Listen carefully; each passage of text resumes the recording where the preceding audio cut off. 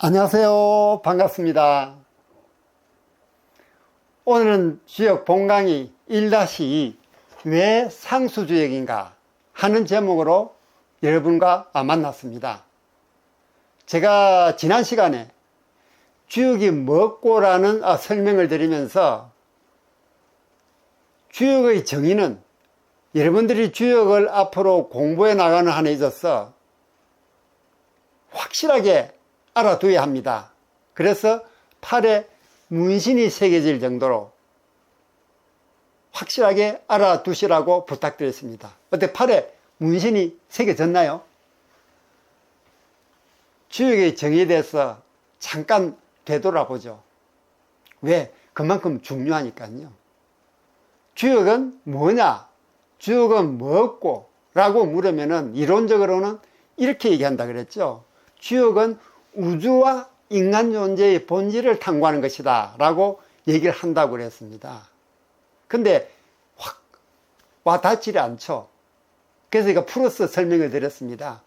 공자는 주역을 공부한 지 3년 만에 지천명을 깨달았다.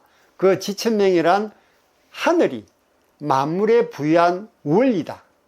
그리고 주역은 동양학의 뿌리다. 그래서 동양에서 가장 오래된 경전이다. 그리고 유학에서는 유학의 사서 상경 중에서 주역을 최고봉으로 친다. 그런데 삼경 중에서 시경, 서경, 역경이 있는데 그 역경이 바로 주역이다. 그래서 주역은 무엇으로 구성되어 있느냐? 주역은 역경과 역전으로 구성되어 있다고 제가 말씀을 드렸습니다. 역경과 역전. 역경은 뭐라 그랬죠?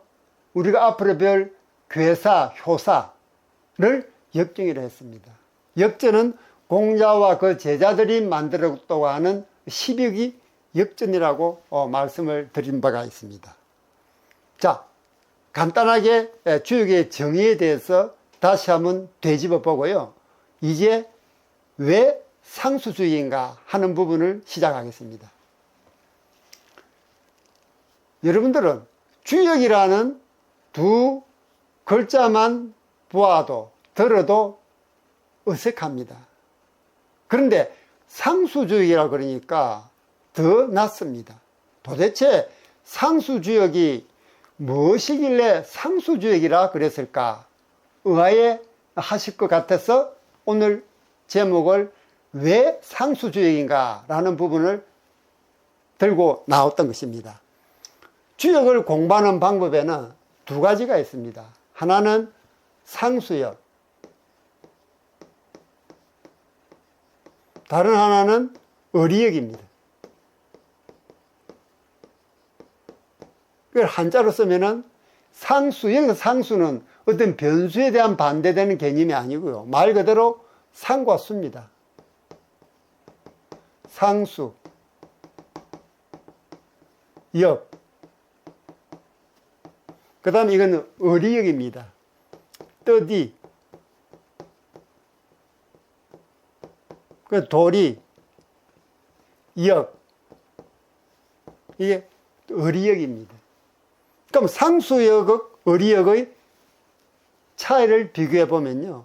상수역은 말 그대로 상과 수를 근간으로 해가지고 해석하는 주역을 연구하는 어떤 해석학 또는 분석학적인 의미가 강합니다.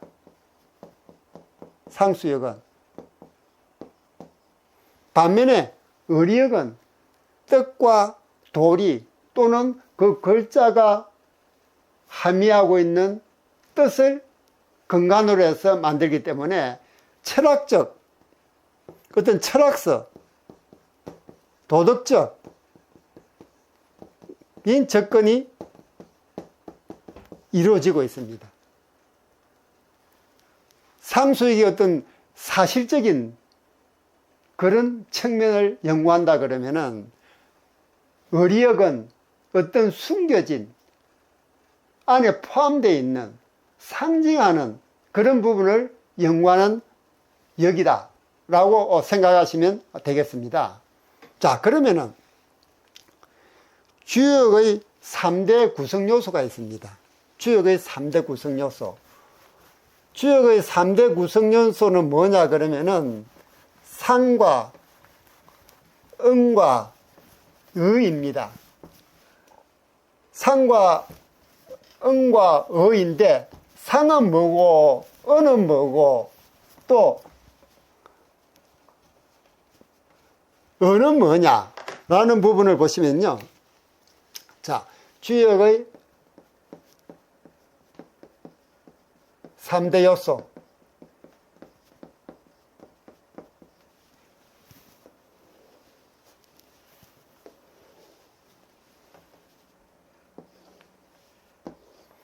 상과 응과 의라고 말씀을 드렸습니다. 상은 의는 말씀입니다. 뜻입니다.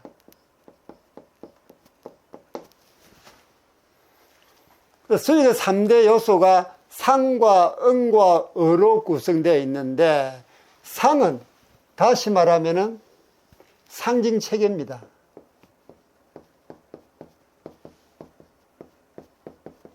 그 다음에 의는 상징어입니다. 그 다음에 의는 상징성입니다.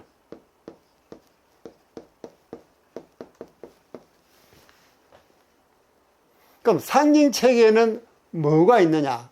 상징체계에는 상과 수가 있습니다. 즉 상은 이 상이고 수가 하나 곁다리로 들어오죠. 그럼 상에는 뭐가 있고 수에는 뭐가 있느냐 하는 부분은 조금 설명해 드리고요. 이 상징어는 우리가 주역의 구성 요소를 볼 때 역경이 상징어입니다. 그 다음에 상징성은 역전이 여기 해당이 됩니다.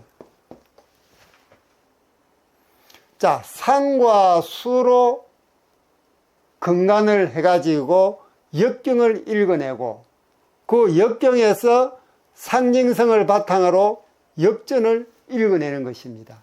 그러면은 여기서 상과 수로서 역경을 읽어내는 것을 우리는 이 부분이 상수요. 즉 상과 수를 근간으로 해서 역을 연구하는 부분입니다. 또 역경에서 역전으로 들어간 이 부분을 우리는 어리역이라고 합니다. 어리역. 뜻과 도리로서 역전을 읽어낸다는 것이죠. 자, 그러면은 이 상과 수라는 것은 주역이라는 책이 다른 책과 가장 구별되는 특징 중에 하나라 그랬습니다. 그렇죠? 왜? 상이라는 것은 음과 양으로 구성되어 있는 8괴, 64괴, 384호 이게 상입니다. 그 다음 수는 각 호가 가지고 있는 숫자가 있죠. 그리고 8개, 앞으로 우리가 배울 8개는 각각 근, 태, 리, 진, 송, 감, 강, 고내라면 8개 괴는 각 괴마다 상징한 수가 있습니다. 그리고 음으로 표시되는 게 6, 양으로 표시된 숫자가 9, 이런 식으로 상과 수가 바탕이 돼서 우리가 역경, 즉 괴사, 효사를 읽어낼 수가 있는 것입니다. 그리고 그 역경을 바탕으로 해서 어떤 상징성으로서 역전을 읽어내는 것이죠. 자, 그런데 여기서 어떤 문제가 일어나고 있냐 그러면요. 우리나라에서는 역경과 역전을 읽어낼 때 이전해경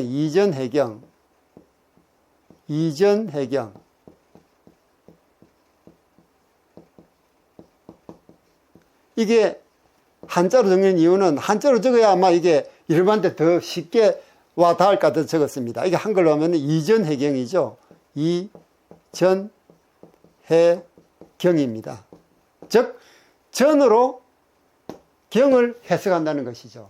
즉 어를 가지고 언을 해석한다는 얘기입니다. 또 쉽게 얘기하면은 역전을 가지고 역경을 해석한다는 얘기죠.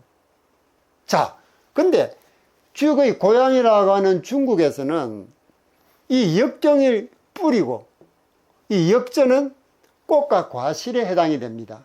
그래서 역경을 더 높게 치죠. 그리고 역경이 상명 중에 하나가 포함되는 것도 바로 그 이유 때문입니다. 역경이 뿌리라는 얘기죠.